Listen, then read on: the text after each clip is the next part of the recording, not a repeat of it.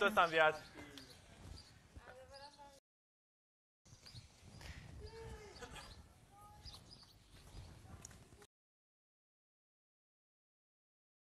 Hristos a înviat!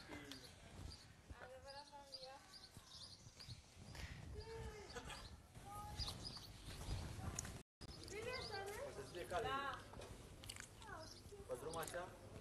Incomod. Nu se fie incomod. Nu e foarte lejer. Așa? Da. Ce ți se pare ție incomod la asta?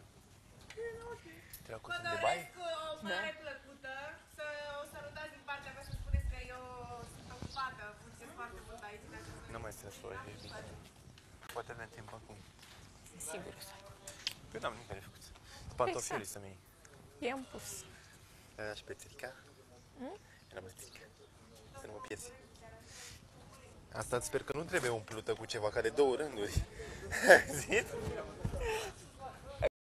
Ai zis? Deci asta nu se umple cu nimic, asta așa trebuie păstrată frumos, să vadă albastru ăsta frumos. Da? Și ce te pui pe ea? Ce zici, se pun de asta? Oare? Nu, iubito, nu, că-i prea frumos albastru. Se stică frumos dacă ne plimbăm acum la moare, pe plază. Te sculți? Am uitat să-mi șoseta aia. Să-mi ieși mie o pereche. Că mai mult cu mine, am asta pe mine și cu o pereche. Mai mult te întreb.